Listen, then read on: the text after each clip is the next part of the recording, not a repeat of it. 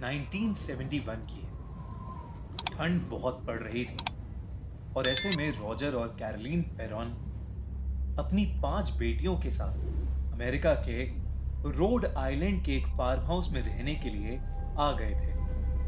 पर शायद यही उनकी सबसे बड़ी गलती थी। उस फार्म हाउस को 1736 में बनाया गया था और वो 200 एकड़ में फैला हुआ था। रॉजर ने 10 साल के लिए उस घर की लीज कराई थी, लेकिन वहां जाते ही उन्हें उस घर में अजीबोगरीब चीजें महसूस होने लगी। उनकी बेटियों के खिलौने अपने आप एक जगह से दूसरी जगह पर चले जाते थे। दीवारों पर लगे फोटो फ्रेम्स अपने आप नीचे गिर जाते थे। कभी कभी देर रात में कैरोलिन को जोरों से किसी के दर्द में चीखने की आवाजें आती। एक बार जब उनकी सबसे छोटी बेटी खेल रही थी तो कैरोलिन ने देखा कि एक काली परछाई सीढ़ियों के पीछे से उसकी बेटी को देखकर मुस्कुरा रही थी।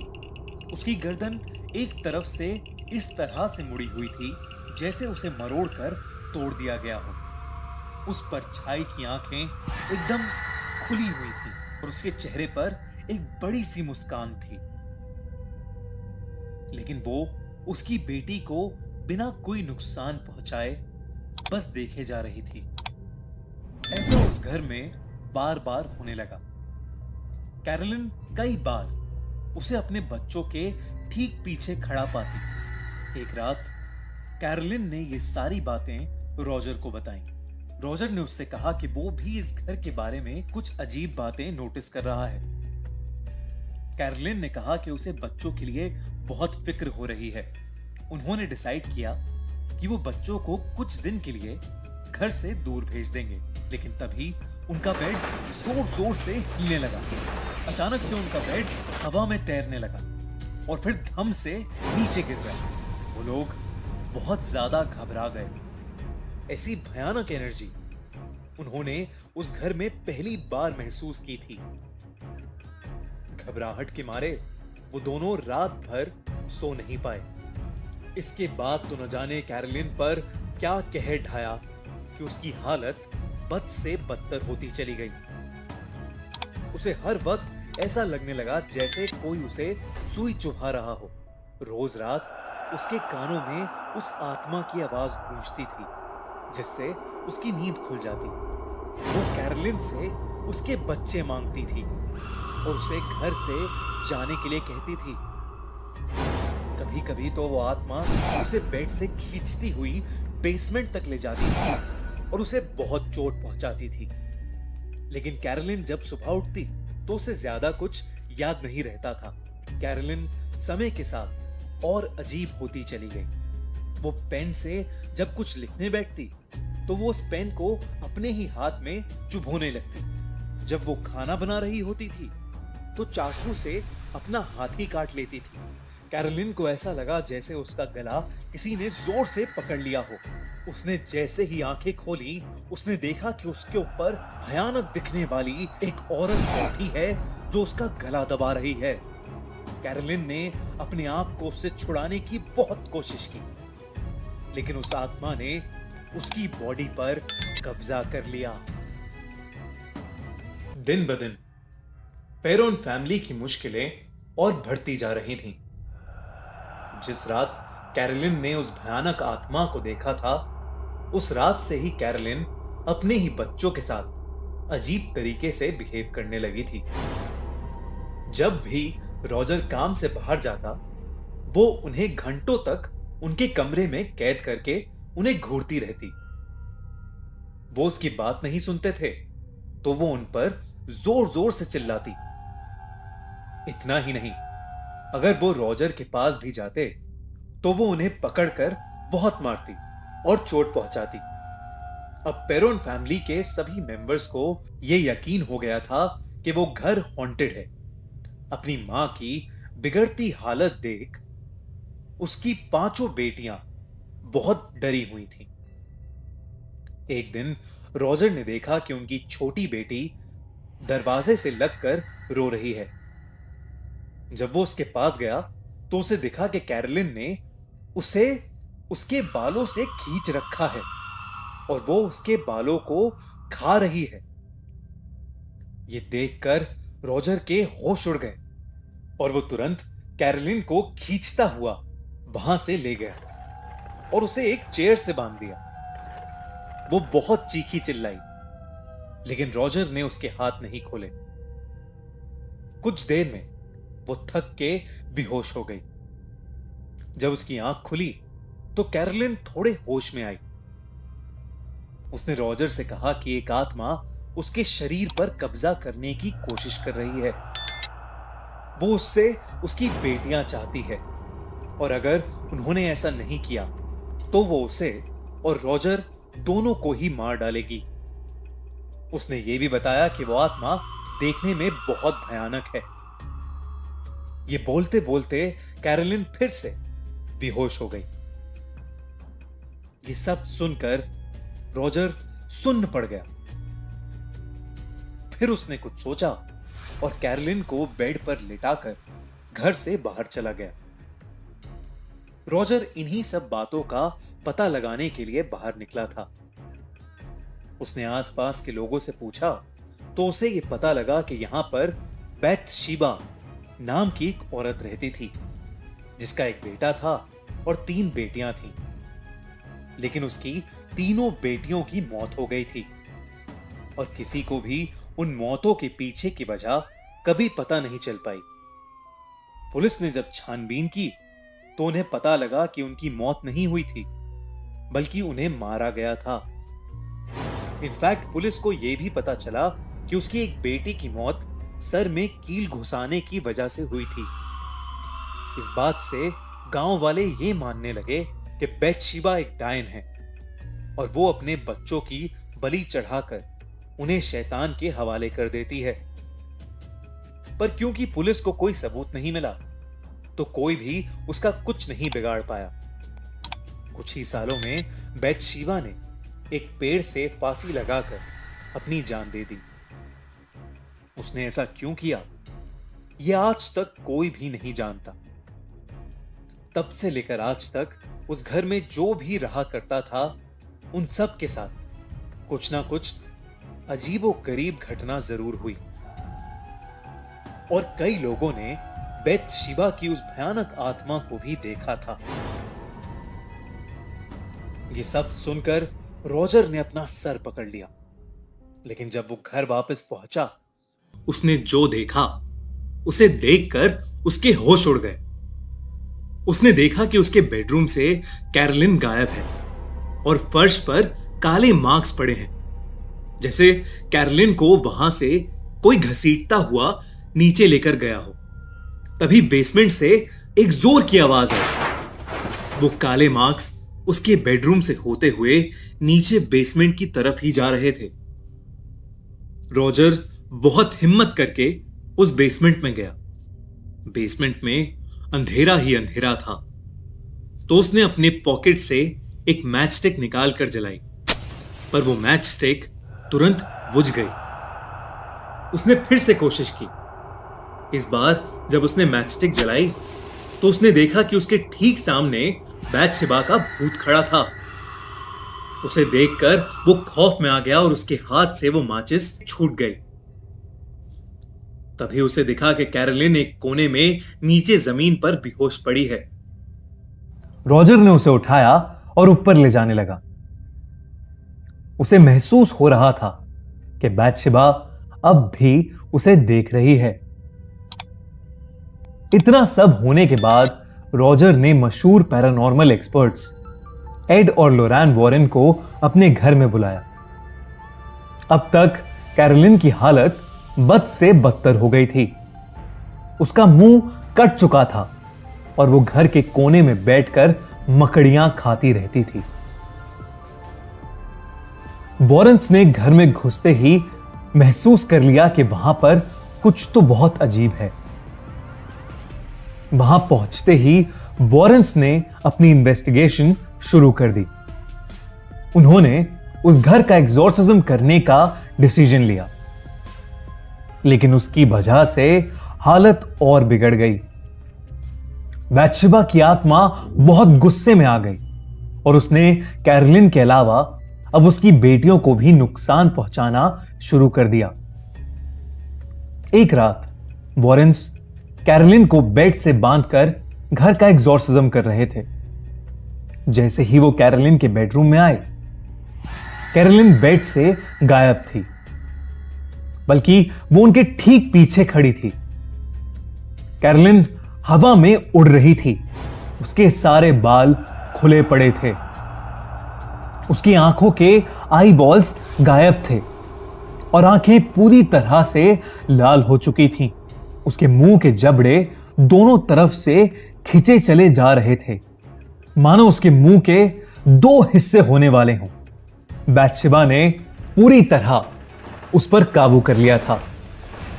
पूरा घर जोरों से हिलने लगा। वॉरेन्स ने कई मंत्र पढ़े और बहुत कोशिश की, लेकिन रॉजर ने कैरोलिन की बिगड़ती हालत देख उन्हें रोक दिया। कैरोलिन बेहोश होकर नीचे गिर पड़ी। समय के साथ रॉजर के सारे पैसे इसी में खर्च हो गए। जब हालत और खराब हो गई तो रॉजर ने वॉरेन्स को घर से निकाल दिया। पेरोन फैमिली को उसके बाद भी 7 साल तक जैसे तैसे उसी घर में रहना पड़ा। 7 साल बाद जब उन्होंने घर बदला, तब भी बैथशेबा ने उनका पीछा करा और कई सालों तक ऐसी अजीबोगरीब घटनाएं उनकी पूरी फैमिली के साथ होती रहीं। गाइस, आज मैं आपको एक सच्ची कहानी बताने जा रहा हूं। द कॉन्ज्योरिंग मूवी सीरीज का 3rd पार्ट, यानी the conjuring devil made me do it, इसी सच्ची कहानी पर बेस्ड है।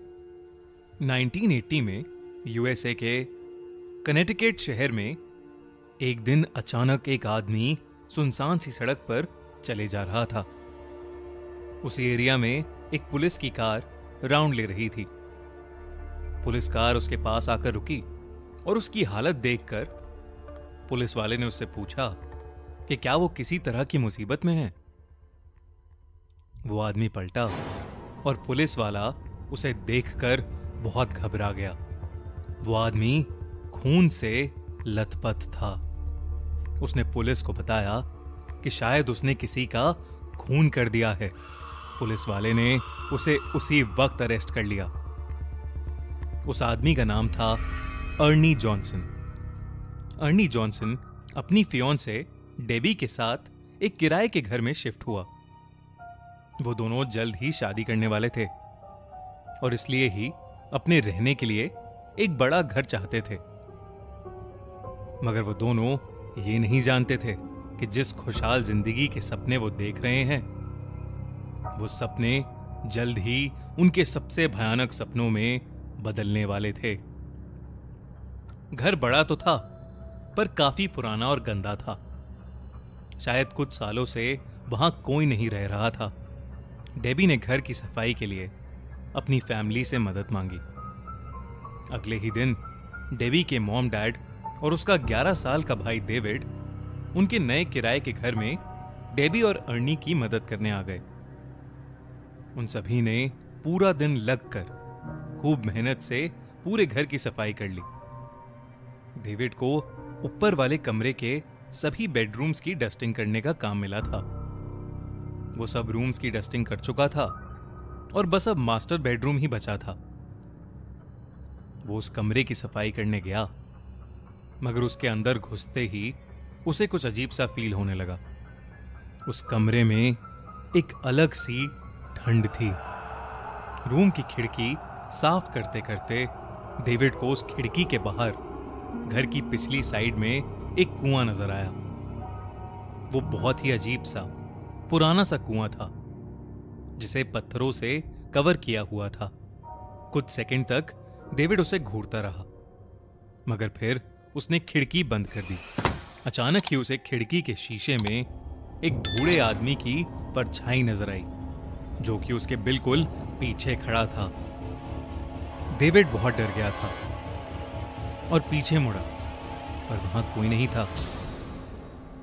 रात में काम खत्म होने के बाद डेबी के मॉम डैड वापस चले गए, मगर डेविड अपनी बहन के साथ कुछ दिन रुकना चाहता था, तो वो उन्हीं के घर रुक गया। उस रात जब डेविड अपने रूम में सो रहा था, तो उसे अचानक ही लगा कि जैसे कोई उसका गला दबा रहा है, और वो झटपटा के नींद से उठ गया। उठते ही उसे एक आवाज आने लगी, जो कि बार बार उसका नाम पुकार रही थी।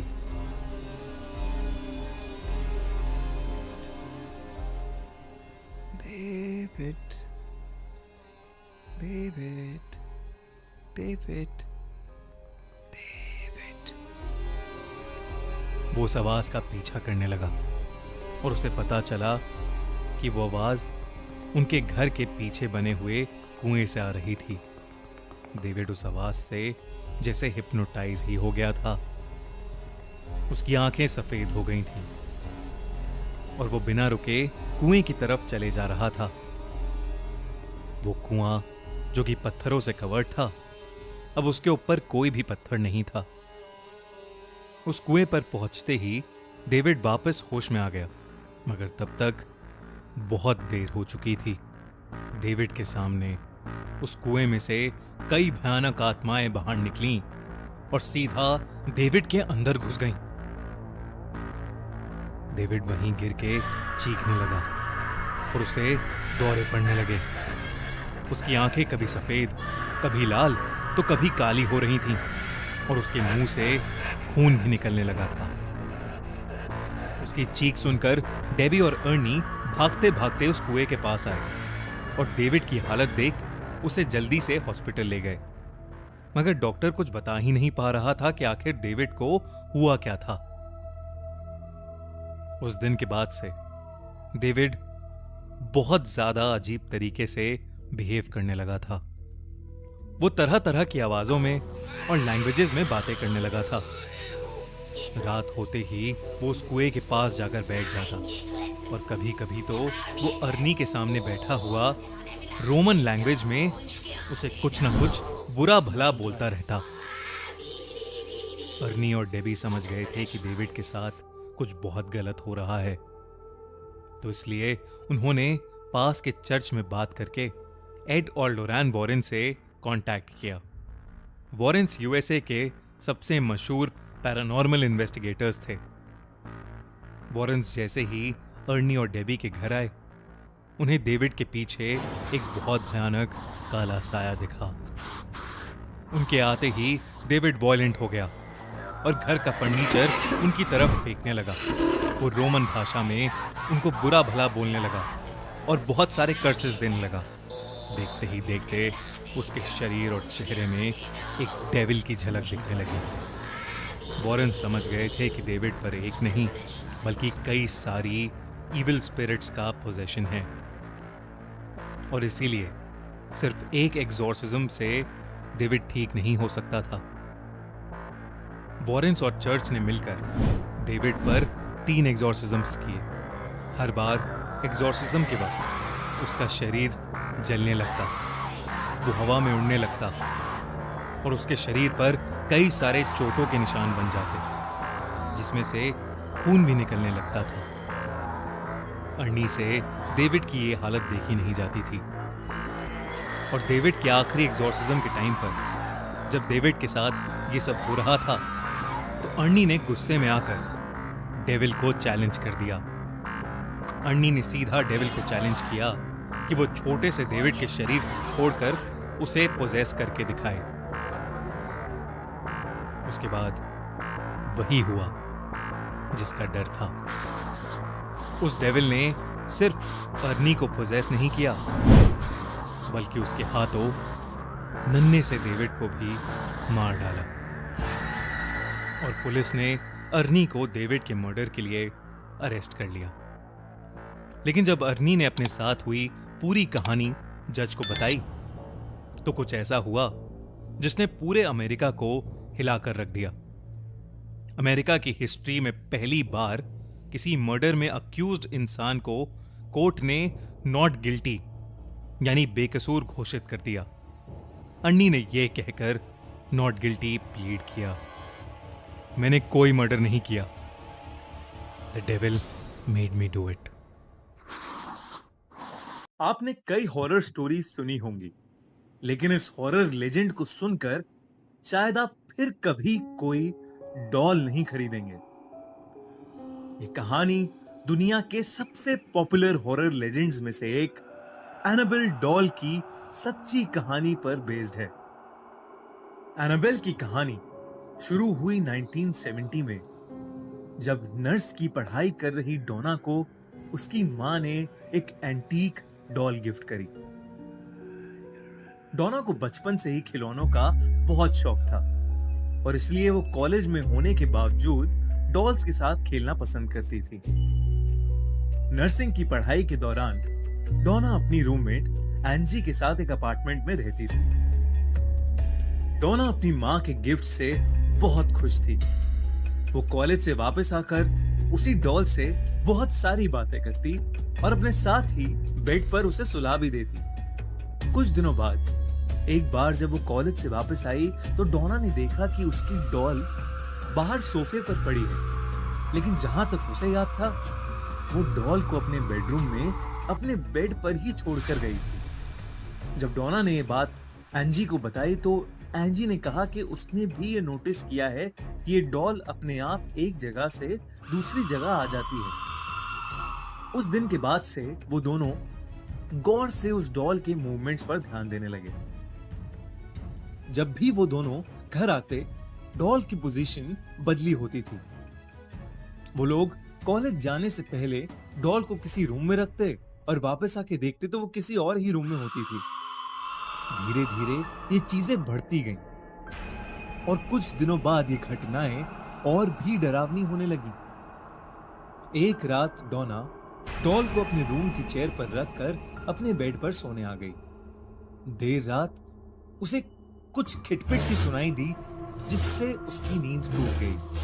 जब उसने हल्की सी आंख खोली तो उसे ऐसा लगा जैसे उस डॉल ने अपनी गर्दन घुमाई।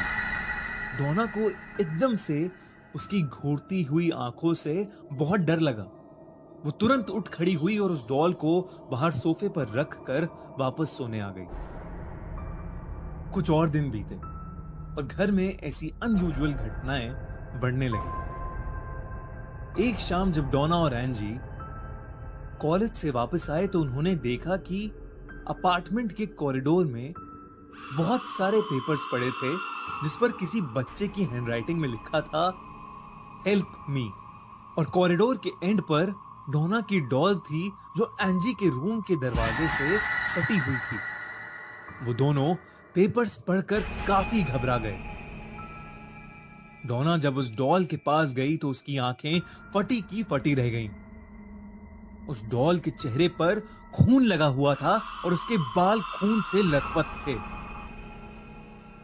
इस घटना के तुरंत बाद ही उन्होंने चर्च के एक प्रीस्ट को बुला लिया, जिसने बताया कि वो डॉल पोजेस्ड है, यानी उस डॉल के अंदर एक आत्मा है। जब उस प्रीस्ट ने उस आत्मा से बात करी तो उस आत्मा ने बताया कि वो एक 7 साल की बच्ची है जिसका नाम है एनाबेल हिगिंस, और उसकी मौत डोना और एंजी के अपार्टमेंट के नीचे एक रोड एक्सीडेंट में हुई थी।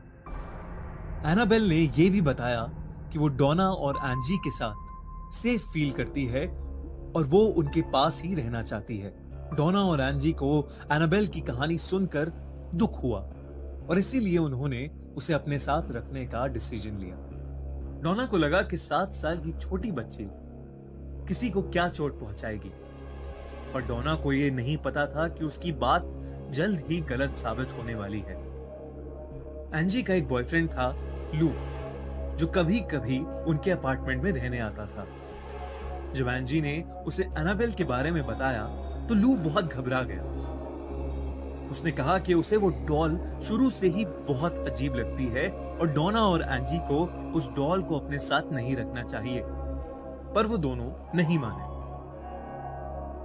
एक रात सोते हुए जब लू की आंख खुली तो लू ने फील किया कि वो अपने शरीर को हिला नहीं पा रहा था। वो घबरा गया और उसे एक छोटी बच्ची की हंसी सुनाई दी। उसने जब नीचे अपने पैरों की तरफ देखा तो उसे एनाबेल डॉल दिखी। जो उसके देखते ही उसकी छाती पर आके बैठ गई और उसका गला घुटना शुरू हो गया। लू इतना डर गया था कि वो बेहोश हो गया। अगले दिन जब उसे होश आया तो उसने देखा कि एनाबेल तो अपने रूम में ही है। उसे समझ नहीं आ रहा था कि रात को जो उसने एक्सपीरियंस किया वो एक भयानक सपना था या असलियत में ऐसा कुछ हुआ था। लू और एंजी अपार्टमेंट में अकेले थे। अचानक डोना के कमरे से उन्हें किसी चीज के बहुत जोर से गिरने की आवाज आई। उन्हें लगा कि उस अपार्टमेंट में शायद कोई चोर घुस आया है। लू जल्दी से डोना के रूम में गया, लेकिन वो रूम तो एकदम खाली था। वहां बस एनाबेल डॉल थी जो फर्श पर पड़ी थी। लू को एक छोटी लड़की की हंसी सुनाई दी। वो वही हंसी थी जो कल रात उसने शायद अपने सपने में सुनी थी। उसे लगा उसके पीछे कोई है, और जब वो पीछे मुड़ा तो वहां कोई नहीं था। अचानक लू के सीने में बहुत तेज दर्द शुरू हुआ, और जब उसने अपनी छाती को छुआ तो वहां से खून बह रहा था। इतने में एंजी वहां आ गई और उसने देखा कि लू की बॉडी पर किसी के आड़े टेढ़े नोचने के निशान हैं। इस हादसे के बाद डोना और एंजी को लगा कि चीजें बहुत बिगड़ रही हैं, और इसीलिए उन्होंने मशहूर पैरानॉर्मल इन्वेस्टिगेटर्स लॉरेन और एड वॉरेन की मदद ली। इन्वेस्टिगेशन के दौरान उन्हें पता चला कि उस डॉल के अंदर कोई 7 साल की बच्ची की आत्मा नहीं, बल्कि एक शैतान है जो बच्ची होने का नाटक कर रहा था, और उसका मकसद प्यार पाना नहीं, बल्कि डोना के शरीर पर कब्जा करना था। वॉरेन्स ने उस घर का एग्जॉर्सिज्म किया और डोना और एंजी से वो डॉल लेकर वहां से चले गए। उस दिन के बाद से डोना, एंजी और लू के साथ कभी ऐसा कोई हादसा नहीं घटा। एड और लोरैन वॉरेन के ऑकल्ट म्यूजियम में रखी एनाबेल डॉल की पूरी कहानी दिल दहला देने वाली कई सच्ची कहानियों में से एक है। एड और लॉरेन ने जब एक नर्सिंग स्टूडेंट डोना के अपार्टमेंट में एनाबेल डॉल को पहली बार देखा तो उन्हें उस डॉल के आसपास एक अजीब शक्ति महसूस हुई। उस डॉल से परेशान हुए डोना, एंजी और लू ने अपने साथ हुई सारी घटनाओं के बारे में उन्हें बताया। सब कुछ जानने के बाद एड और लोरैन ने उस डॉल को पूरी तरह से इन्वेस्टिगेट करना शुरू किया। उन्हें पता चला कि उस डॉल के अंदर एक शैतान है जो 7 साल की बच्ची एनाबेल हिगिंस की आत्मा होने का नाटक कर रहा था, और उसका मकसद एक ह्यूमन बॉडी पर कब्जा करना था। एनाबेल की वजह से किसी और को कोई परेशानी ना हो, इसलिए वो उस डॉल को अपने साथ लेकर घर के लिए निकल गए। एड ने उस डॉल को कार की बैक सीट पर रखा था। घर के रास्ते में उन दोनों को एक अजीब सी बेचैनी महसूस हो रही थी। कभी कार की स्टीयरिंग तो कभी ब्रेक्स काम करना बंद कर देते। इतना ही नहीं, एक जगह पहुंचकर उनकी कार बुरी तरह डिसबैलेंस होने लगी। उन दोनों को यकीन था कि ये सब एनाबेल की वजह से ही हो रहा है। तभी एड ने कार रोककर एनाबेल पर होली वाटर छिड़का, जिसके बाद कार ठीक से चलने लगी और वो दोनों सेफली घर भी पहुंच गए। शुरुआत के कुछ दिनों में उन्होंने ये नोटिस किया कि एनाबेल अपने आप ही घर के दूसरे कमरों में पहुंच जाती थी, कभी हॉल में, कभी किचन में, तो कभी उनकी बेटी के कमरे में। एक बार हॉल में बैठी लोरैन की निगाह अपनी बेटी के कमरे की ओर गई। उसने देखा कि वो एक छोटी सी लड़की से बात कर रही है और एनाबेल डॉल उसके पास वाली चेयर पर पड़ी है। लोरैन ने उन्हें देखा ही था कि उस डॉल ने अपनी गर्दन घुमा के लोरैन को घूर के देखा। अचानक से कमरे का दरवाजा बहुत जोर से बंद हो गया। लोरैन भागते हुए उस कमरे तक गई, लेकिन दरवाजा अंदर से लॉक हो चुका था। लोरैन ने कुछ चांट किया और वो दरवाजा खुल गया। वो जब अंदर पहुंची तो उसने देखा कि उसकी बेटी बेहोश हो चुकी थी और एनाबेल डॉल नीचे फर्श पर गिरी पड़ी थी। ये देखकर वो बहुत डर गई। जब उसकी बेटी को होश आया तब उसने बताया कि वो एनाबेल नाम की एक लड़की से बात कर रही थी। फिर अचानक उसे चक्कर आए और वो बेहोश हो गई। उस रात एड के साथ भी कुछ बहुत अजीब हुआ। एड अपने कमरे में सो रहा था जब उसे किसी छोटी बच्ची के हंसने की आवाज आई। उसे वो आवाज किचन से आ रही थी। एड जब अपने बेडरूम से निकलकर वहां पहुंचा तो उसने देखा कि एक बहुत छोटी सी लड़की फ्रिज के पास बैठी है और वो एड को देखते ही पर्दे के पीछे जाके छुप गई। एड को पर्दे से बस उसकी परछाई दिख रही थी और पर्दे के नीचे उसके पैर। एड को ऐसा लग रहा था कि उस परछाई में उस लड़की के हाथ में एक डॉल है। एड अपने हाथ में होली वाटर लेकर जैसे ही उस पर्दे के पास गया, वैसे ही पीछे से उसके कंधे पर किसी ने हाथ रखा जिससे वो चिल्ला उठा। पीछे मुड़ने पर वहां लोरान खड़ी थी जो उसे किचन में देखने आई थी। एड ने दोबारा पर्दे की तरफ देखा तो वहां कोई नहीं था। वॉरेंस ने अगले दिन ही चर्च से एक प्रीस्ट को डॉल का एग्जॉर्सिज्म करने के लिए बुलाया, पर उस प्रीस्ट ने उस डॉल को उठाकर उसका मजाक बनाया और उससे कहा, तुम सिर्फ एक डॉल हो और तुम किसी को चोट नहीं पहुंचा सकती। एड ने प्रीस्ट को बोला कि उन्हें यह बात नहीं बोलनी चाहिए थी, क्योंकि एड का मानना था कि ये बात बोलकर उस प्रीस्ट ने एनाबेल को गुस्सा दिला दिया था। कुछ घंटों बाद एड को फोन आया और उसे पता चला कि वो प्रीस्ट एक भयानक रोड एक्सीडेंट से मरते मरते बचा। इस इंसिडेंट के बाद वॉरेंस ने एनाबेल के लिए एक स्पेशल वुडन केस बनवाया और उसे अपने ऑकल्ट म्यूजियम में रखवा दिया। वॉरेंस जिंदगी भर काफी सारी अजीबो गरीब चीजों के बीच रहे थे, लेकिन एनाबेल उन सभी से बहुत ज्यादा भयानक और डरावनी थी। चाहे कोई भी इंसान क्यों ना हो, वो उसे किसी भी हद तक चोट पहुंचा सकती थी। इसीलिए वॉरेंस ने हमेशा के लिए उसे एक वुडन लॉकर में बंद कर दिया। ये कहानी जेसिका नाम की एक लड़की की है। जेसिका एक बेहद गरीब परिवार की लड़की थी। उसकी मां तभी गुजर गई थी जब वो 8 साल की थी। घर में वो, उसका भाई और उसके पापा रहते थे। उसके पापा अक्सर शराब पीकर जेसिका को मारा करते थे। एक दिन ये सब इतना ज्यादा बढ़ गया कि जेसिका को अपने छोटे भाई को लेकर अपने घर से भागना पड़ा। वो दोनों बच्चे नागपुर से भागकर अब गोवा आ चुके थे।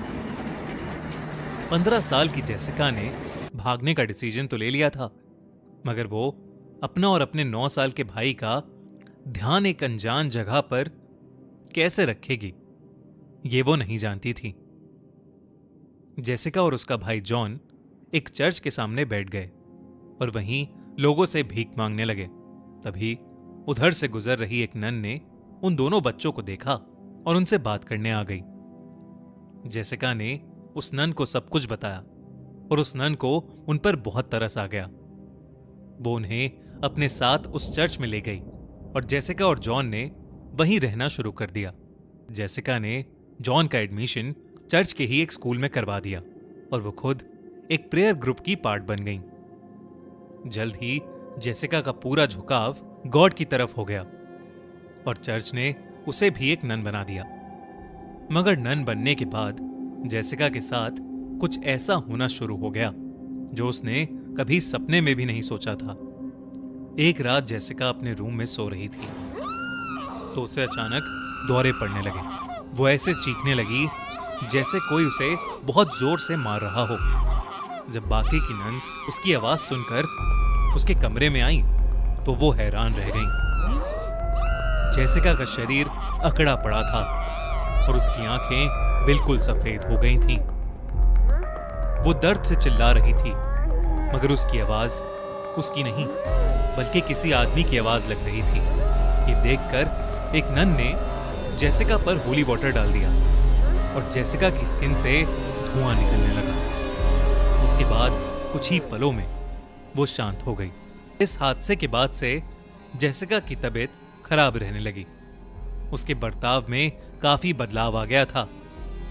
वो अब चर्च में आती ही नहीं थी और देर रात तक कॉरिडोर्स में अकेले घूमती रहती थी। कभी वो बेवक्त हंसने लगती तो कभी कभी किसी आदमी की आवाज में अजीब अजीब सी आवाजें निकालती, कभी किसी पर जोर से दहाड़ती जैसे कोई जानवर हो, तो कभी कोने में बैठी रोती रहती। चर्च के सभी लोगों को समझ आ गया था कि जेसिका पोजेस हो चुकी है, इसलिए उसके एग्जॉर्सिज्म के लिए सभी ने तैयारी करनी शुरू कर दी। एग्जॉर्सिज्म की रात जब एक नन जेसिका के रूम में उसे देखने गई तो जेसिका वहां थी ही नहीं। वो नन उसे पूरे कमरे में ढूंढने लगी, मगर जेसिका कहीं नहीं थी।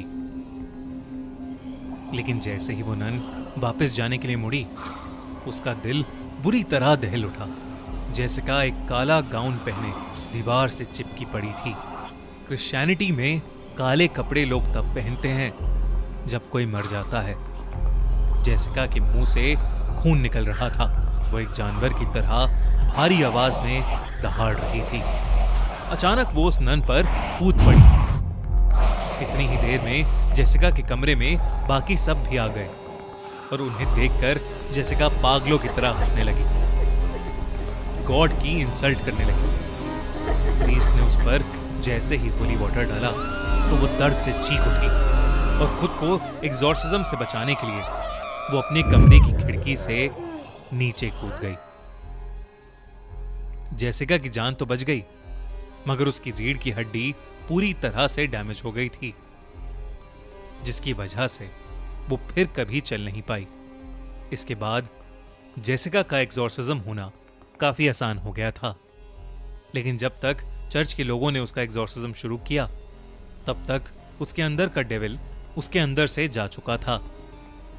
जेसिका को चर्च के ही एक हॉस्पिटल में एडमिट करवाया गया, मगर प्रीस्ट जानना चाहते थे कि आखिर जेसिका के साथ ये सब क्यों और कैसे हुआ। उन्होंने जेसिका को हिप्नोटाइज करने का सोचा और एक छोटी सी इन्वेस्टिगेशन टीम बनाकर पता लगाने लगे कि आखिर हुआ क्या था। काफी ढूंढने के बाद उन्हें यह पता चला कि जेसिका की मां एक कल्ट मेंबर थी, एक ऐसे कल्ट की मेंबर जहां काला जादू करने वाले और डेविल की पूजा करने वाले लोग। जेसिका की मां ने डेविल को खुश करने के लिए कई सारी प्रक्रियाएं भी की। जब जेसिका छोटी थी तब जेसिका की मां ने जेसिका के शरीर का इस्तेमाल करने की भी कोशिश की थी, मगर जेसिका के पापा ने आकर उसे बचा लिया था। लेकिन शायद तब तक देर हो चुकी थी। 4 साल की जेसिका किसी अजीब लैंग्वेज में कर्सेस बोलने लगी थी। उसका चेहरा डरावना हो गया था और उसने कहा कि वही अपने पापा की मौत का रीजन बनेगी और उनकी मौत के बाद ही डेविल का असली रूप इस दुनिया में आ जाएगा। अपना काला जादू उल्टा हो जाने की वजह से जेसिका की मां की डेथ हो गई और जेसिका के पापा जानते थे कि जेसिका में भी इविल रह रहा है, इसलिए धीरे धीरे वो उससे दूर होते चले गए और उससे नफरत करने लगे। जिस रात जेसिका अपने भाई को लेकर घर से भागी, वो अपने पापा की शराब में जहर मिलाकर आई थी और उसके पापा की मौत तभी हो गई थी।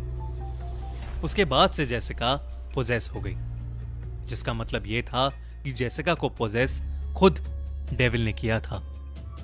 ये सब जानने के बाद प्रीस्ट का दिल बुरी तरह दहल उठा और उन्होंने जेसिका के भाई जॉन को अपने पास बुलाया। तब उन्होंने देखा कि जॉन की पीठ और हाथ पर अजीब से निशान बने हुए थे।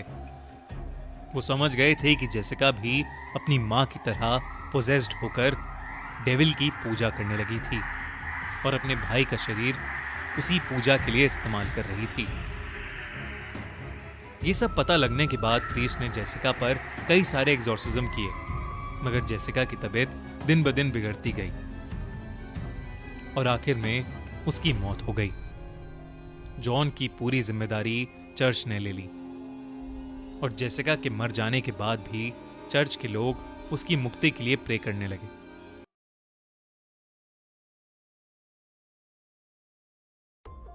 गॉड एंड्स हियर, यानी भगवान यहां खत्म होता है। यही लिखा था एबी के काटा मोनेस्ट्री के उस खौफनाक दरवाजे पर, जिसके सामने 2 नन्स खड़ी थीं। उनके पास अंदर जाने के अलावा कोई चारा नहीं था। एक नन ने दूसरी से कहा, आज हमें अपनी लाइफ सैक्रिफाइस करनी ही होगी, वरना इस दुनिया में कोई भी जिंदा नहीं बचेगा। उन दोनों ने उस दरवाजे को खोला और काटा मोनेस्ट्री के अंदर चली गईं। वहां उनका इंतजार एक भयानक दिखने वाली नन कर रही थी, जिसका नाम वैलिक था। वैलिक ने एक नन पर हमला करके उसे वहीं मार डाला। मरते मरते उस नन ने दूसरी नन को एक चाबी दी और कहा कि उसे ही ये करना होगा। दूसरी नन ने वो चाबी ली और किसी चीज की तरफ भागी, लेकिन इससे पहले कि वो कुछ कर पाती, वैलिक उस पर भी हमला करने लगी। लेकिन वो वहां से भाग गई और इससे पहले कि वैलिक उस तक पहुंचती, उसने फांसी लगाकर खुद को मार डाला। जब इन दोनों नन्स के मरने की खबर रोमानिया के एक महान प्रीस्ट के पास पहुंची, तो उसने इन सब बातों की तहकीकात करने की सोची और वो अपने साथ एरिन नाम की एक नन को लेकर एबी आ गए, जहां वो दोनों नन्स मारी गई थीं। सिस्टर एरिन के पास एक खास ताकत थी। उन्हें बहुत से विजन्स आते थे, जिसकी मदद से वो किसी अनहोनी को पहले ही देख लेती थी। वो कभी कभी आत्माओं को भी देख पाती थी और इसीलिए उस प्रीस्ट ने सिस्टर एरिन को अपने साथ आने के लिए चुना था। वो प्रीस्ट और सिस्टर रात के समय एबी के पूरे काटा मोनेस्ट्री की छानबीन कर रहे थे। जैसे ही वो मोनेस्ट्री में घुसे, उन्हें काफी अनईजी सा महसूस होने लगा। अचानक उस पुराने खंडर में उन्हें सफेद लिबास में कुछ मॉन्क्स की प्रोजेक्शंस इधर से उधर जाते हुए दिखी। वो थोड़ा आगे गए तो वहां ऑब्जेक्ट्स अपने आप इधर से उधर हो रहे थे। ये देख के उन दोनों को समझ आ गया कि जरूर इस जगह पर शैतानी साया है। तभी एक कोने में उस प्रीस्ट को वो नन दिखी जिसने फांसी लगाकर खुद को मार डाला। उसकी गर्दन टूटी हुई थी और उसका मुंह आधा सड़ चुका था। अचानक उस नन ने अपनी आंखें खोली और उस प्रीस्ट पर हमला करके उसे एक कॉफिन में कैद कर दिया। दूसरी तरफ सिस्टर एरिन एबी के काटा मोनेस्ट्री में रह रही एक नन से टकरा गई। उससे बात करने पर मालूम हुआ कि बहुत समय